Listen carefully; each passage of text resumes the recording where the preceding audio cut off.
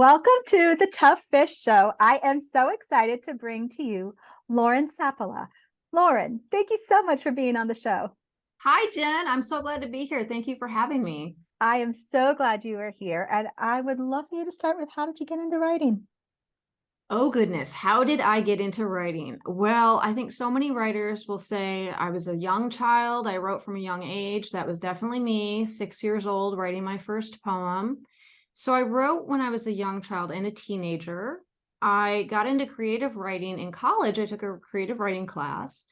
And I received very harsh criticism from a creative writing professor who said, I don't think this is for you. I don't think you have that much talent in this area. And I think you should find something else to do. But she was courteous about it, but it was very hurtful.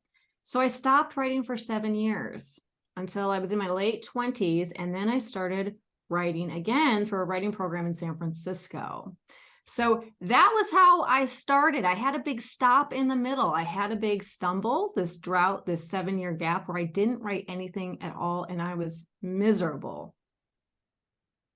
I understand that.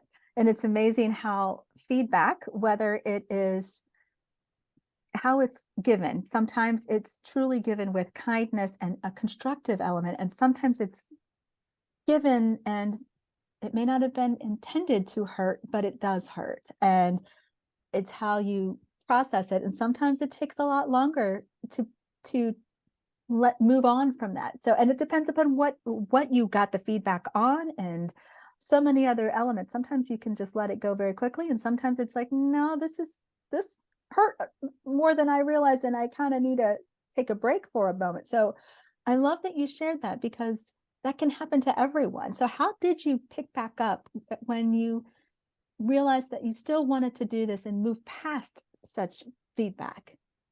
Well, what I didn't realize then, as that 21-year-old person whose professor said, you don't have any talent in this area, because I had been struggling to write. I had taken the classes and I just couldn't make it work. I would have an idea, I would have a character, and then I would start writing, and somewhere I would get all tangled up. Somewhere it would fizzle out. I would drop the ball. I couldn't keep going with it. And I didn't know what was going on. I was doing everything you were supposed to do, structuring the outline, writing the plot points, trying to write according to that structure. And I always just hit this wall, this dead end. I could go no further. Then I joined a writing program in San Francisco in my late 20s, as I said.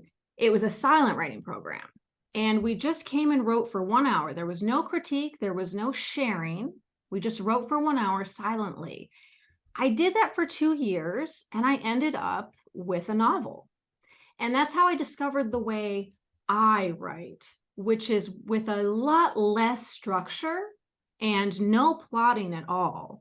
It's a much more intuitive way of writing. It's a way of connecting to the unconscious, which I didn't know how to do when I was 21. I didn't understand I was an intuitive person. I was trying to use the rational part of my brain to create stories, and it just wasn't working. So that's what really brought me back was, oh, I can do this. It wasn't that I was bad at it. It was that I was doing it in the wrong way for me. So let's talk about that a little bit more. I love that you shared that. So to your point, everyone needs to figure out their own writing process. And sometimes it might look the same for each book that they write or each piece that they write. And sometimes it may look very different between different pieces because they've grown or that piece needed something different from them. But when you were realizing that this was your writing process, could you talk a little bit more in depth about that? Did you just write out what worked for you at that point and you go back through and write another layer in and write another layer in, or edit out and put back in? I mean, was it starting out with bare bones, or did you have a whole lot that you create all at once and then you have to scale it back? So for me, in the early days, I didn't quite understand my, let's say, quote unquote, system. Now that I have been doing this for so long, I mean, this was back in 2006, so it's been a while, and I've taught people and I teach classes and I work with clients. I realized it came all back to me being highly intuitive.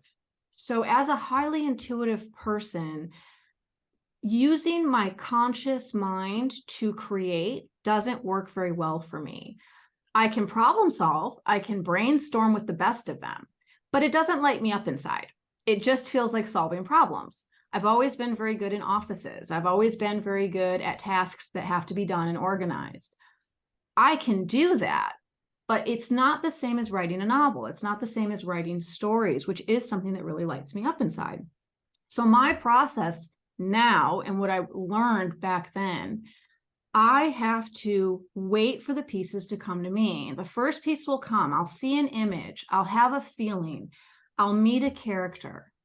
And then I just need to follow that thread, which means a lot of not knowing, a lot of not knowing what it's going to look like, not knowing how it's going to turn out, not knowing what the ending will be, not knowing what I'm writing toward, not knowing which direction I'm going. There's a lot of not knowing in that.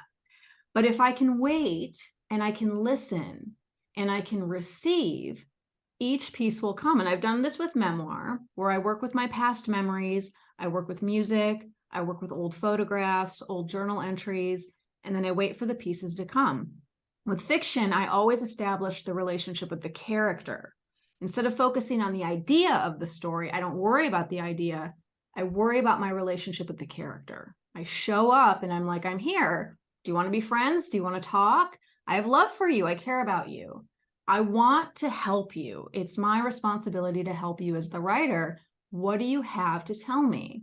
And then I write it down without judgment, without worrying about, will readers like this? Is this too boring? There's not enough tension. What plot point does this go with? I just write down what they tell me or show me.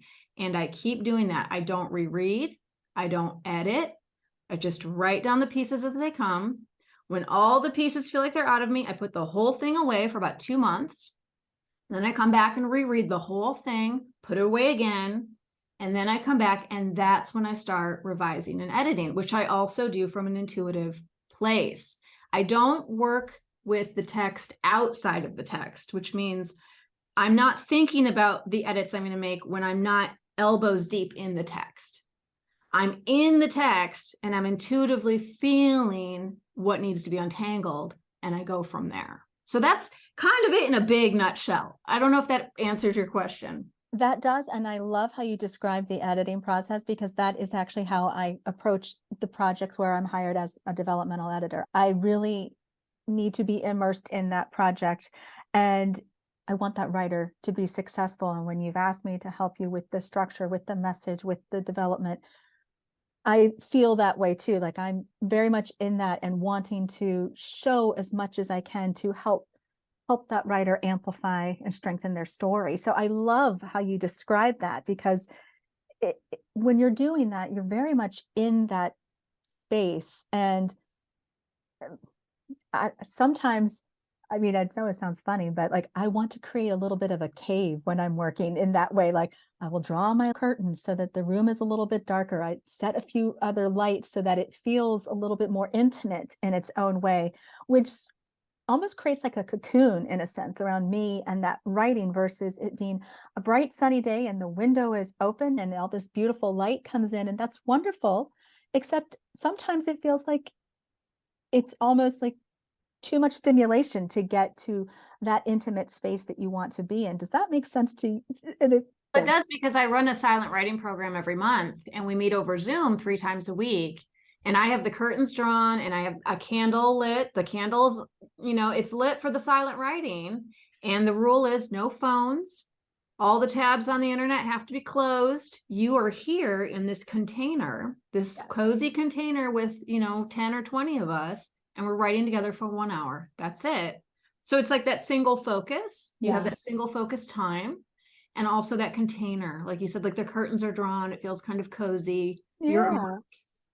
Oh, I'm so glad. That makes me feel so much. I mean, I didn't realize that other people were doing that too in that way, because for me, when I draw those curtains, when I set that tone, lighting, I have a candle too that I use, and it's just, it changes that feeling, but it really helps me to it be more immersive in that process. So I loved hearing that. And some of the things I'm picking up on too is not just the fact that you mentioned that you are intuitive and that you work with those who are intuitive, but I know some of your books at least are geared towards INFJs from the Myers-Briggs. And I would love for you to talk about that because that's like a little love language to me too. So please share.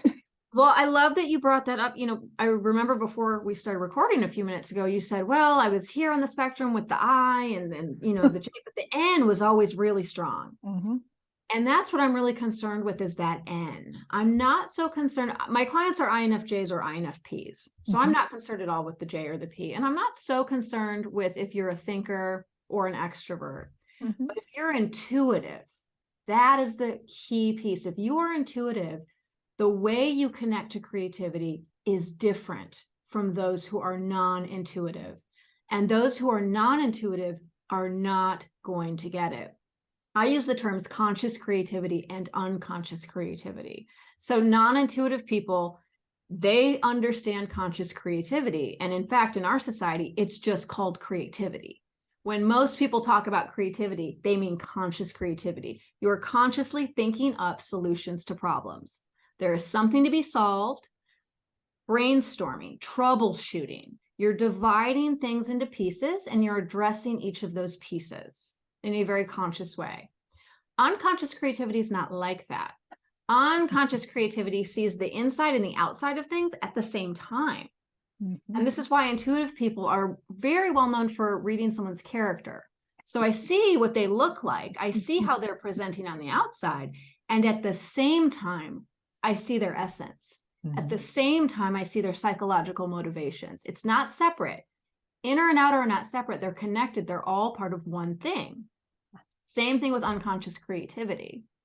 So that's where the INFJ, INFP piece comes in, because if you are intuitive, the way you work with stories and characters and memoir and your creativity, it's going to look totally different than the mainstream conscious creativity approach. And if you try to primarily use that mainstream approach, it's going to be very frustrating.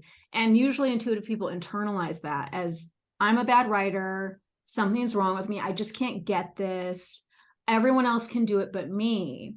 When it's not them, it's that they're using the wrong method. They're using a method that doesn't work with their intuition. I love that you've said that, because what I'm hearing with that is a few things. One is an acceptance of self, that the writer might feel like they're trying to force themselves into a box that they may not even realize that they have been doing until it hits and they're like, I'm trying to write in a way that I'm not, I'm trying to be something I'm not.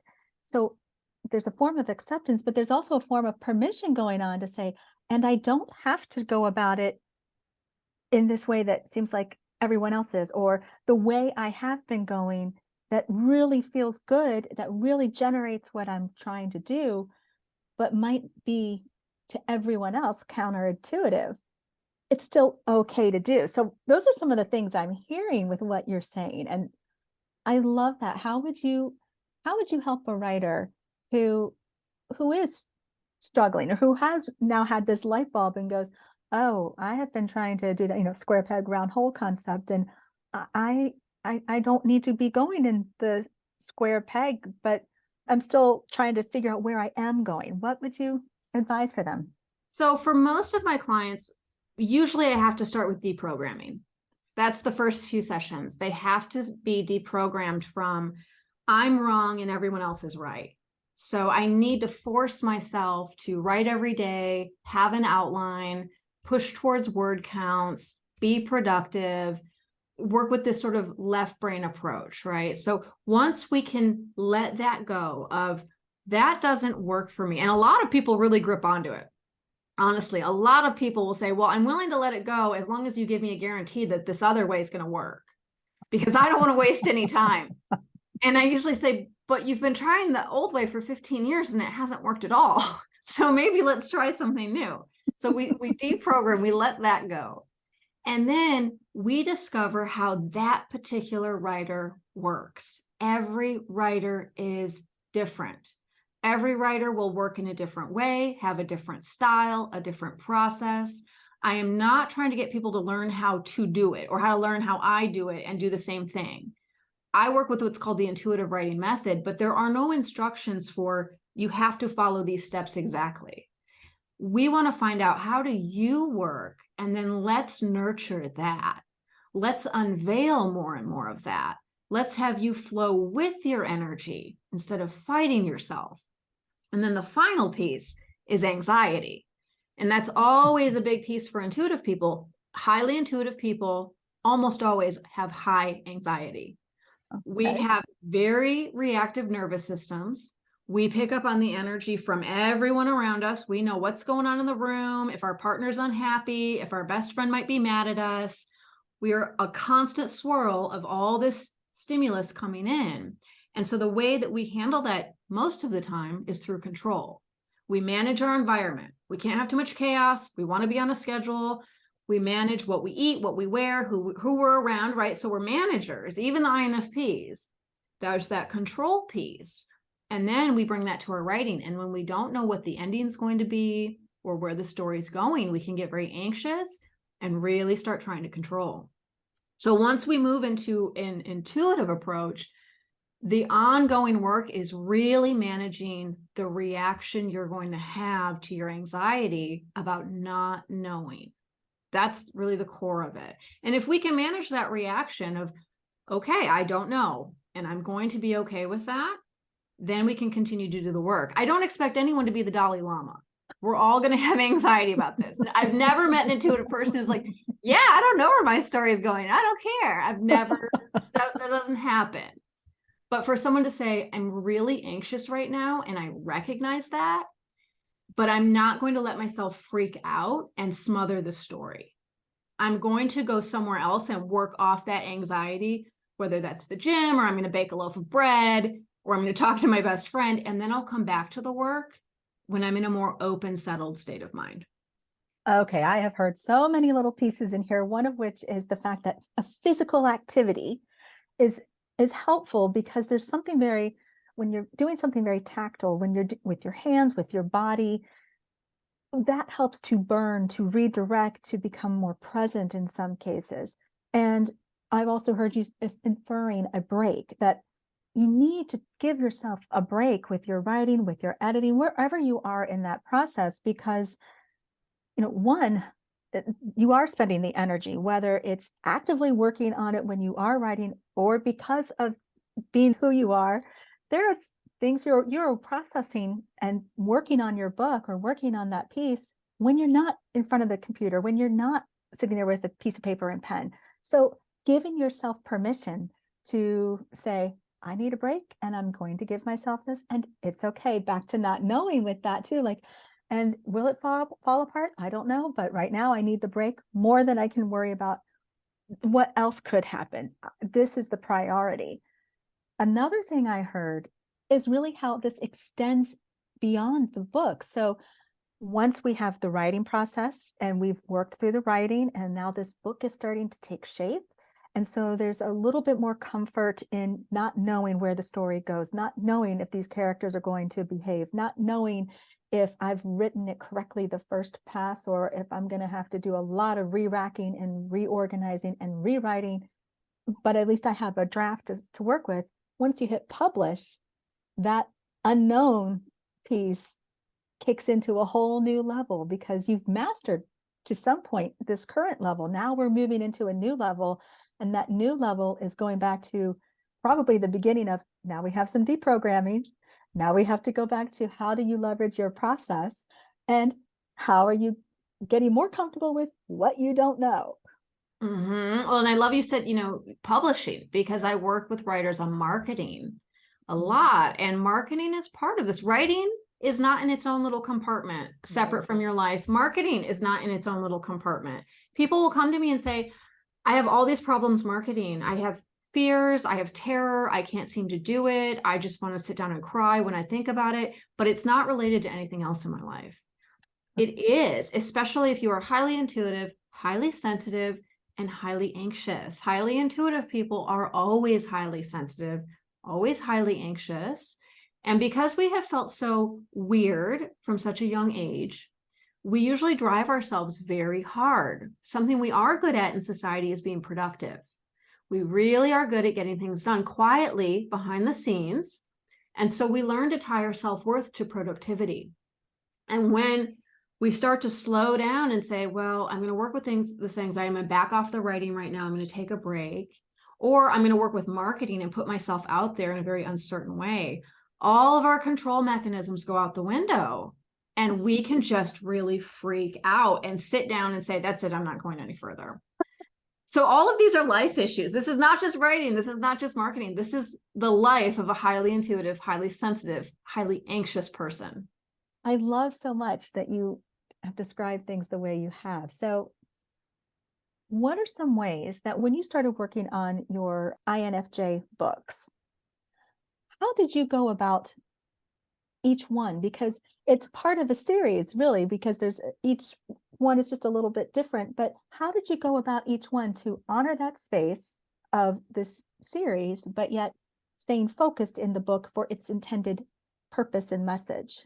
Well, with my first book, The INFJ Writer, I had been working as a coach for about a couple of years at that point, and I had seen a few different patterns coming up with clients. And I thought, the original inspiration, I thought, I know there are people out there who would really benefit from coaching, but they can't afford coaching, or they don't have the time.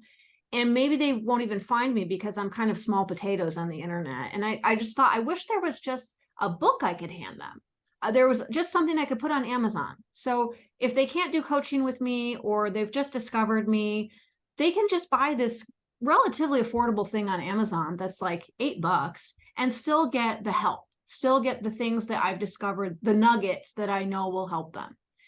And so that's how I decided to write the book. And that's how I approached it. Each chapter, I didn't even call it a chapter. I was like, I'm just going to write, 20 or 30 sections, and each section is going to be on a nugget of teaching, or a nugget of a pattern or an insight, something that I have discovered that I really do know is helpful. And I start off each section with a story. So if you read the book, you'll see a lot of the chapters, I'm like, I was talking to a client one day and she said this, or I had this conversation with a friend. I always started with a personal story where I had noticed this thing in real life. I described the story, and then I went into a little bit of teaching. And I consciously wanted to make it simple, something somebody could read on their commute, something somebody could read in a week, not long, not complex, not a whole lot of information to absorb. And that's how the INFJ Writer was born. I had no plans for the other books at that time. So I put that out there, and then the other books came. Same thing, where I was like, wow, now I'm talking to a lot of people who have issues with marketing, and I'm seeing these patterns. So then I wrote Firefly Magic, heart-powered marketing for highly sensitive writers. So I think, again, each chapter, it's a nugget. Here's a little bit of wisdom. Here's a little bit of teaching that you can apply to your own life.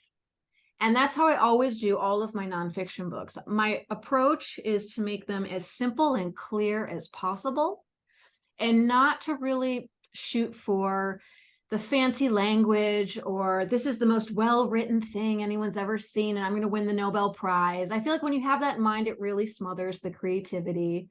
But I always say, I just want this to be simple, clear, and direct. It's about teaching people. It's not about impressing people. I love that, because what I'm hearing is how that intuitive process that we were talking about earlier, how it's showing up in nonfiction, which isn't necessarily this character per se, like in fiction, is speaking to the writer to say, well, would you let me tell my story, writer? This is my story that we're talking about, as the character speaks. But in nonfiction, it's a different way of, as you were describing, that immersive process. It's letting those nuggets come up, saying, these are the nuggets I need to speak to. It's almost, I might have 10 things I might particularly want to have in this book, but if 7 specifically show up and they're very clear and the other 3 aren't, what I'm hearing you say is, okay, then I work with the 7, and the other 3 will show up when they're supposed to, or they will be in another book, or they might show up in the revision, but I'm not going to hold up everything else because of these others, if everything else feels right, correct? Exactly. And I didn't do an outline. I didn't come up with a list of possible chapters. I just said, okay, life, I'm here. What should I write about for this week's section? And then I waited, and 3 people would email me with the same issue. or two clients would call me with the same pattern. I would get that nudge from reality. Look here, pay attention to this. And as an intuitive person, I know you've experienced that where you're like, this is weird, but the same thing has shown up 3 times this week. There's something trying to get me to pay attention. That's how I wrote everything. That's how I decided each chapter. There's something trying to get me to pay attention to this. Okay, I'm writing about it. I love that. I love that so much. And you're right that when you are staying open and you see things, they will present themselves. And that's also when it's almost kind of like an invitation to say, where can this go? It's allowing your curiosity to kick in and saying, where can this go? So it's embracing that too, and giving yourself, kind of going back to permission to say, I want to see what's possible. It's way more fun. I always tell my clients, you're using a pull energy instead of a push. When you come up with, well, I've already outlined it. These are my 20 chapters. I have to write it this way. You're pushing yourself toward the goal. You're getting behind yourself and that can be tiring and exhausting and just not very much fun. It feels more like a chore. When you're looking around and you're noticing life and you're saying, I'm going to be shown what I need to write about. I'm going to be shown the next step. I'm going to pay attention. That is when you bring in curiosity, as you said, and wonder. And then you are being pulled towards things. It's much easier. Like, oh, it's like a magnet. I'm being pulled towards this or that. And it's just so much more fun. Oh my gosh, absolutely. So Lauren, I'm curious, what would you give a writer who might be listening, who is saying, okay, you know what, maybe I have been going about this like the 15 years, and no matter how long it was, but they realized maybe there's something to this and I want to try something different.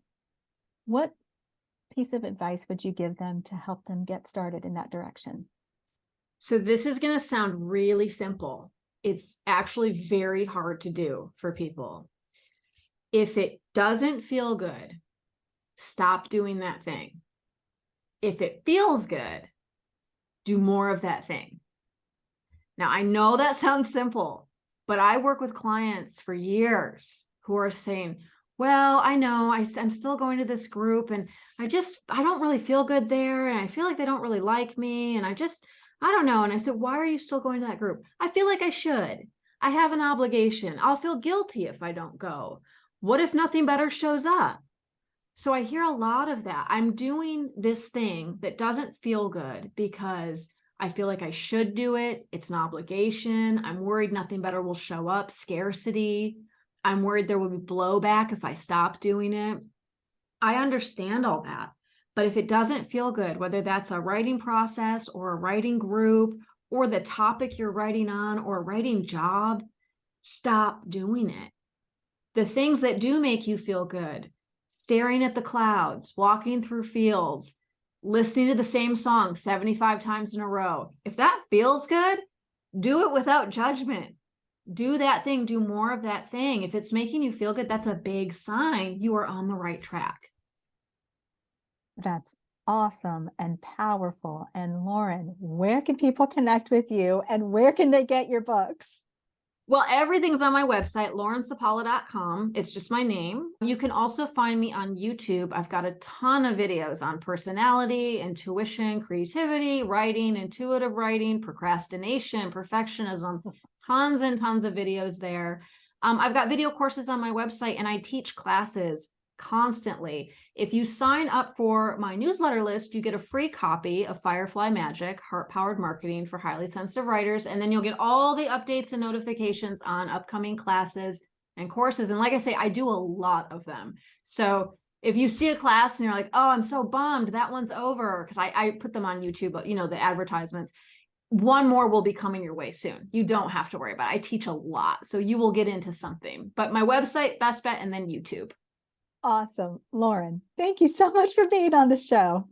Thank you for having me. This was great.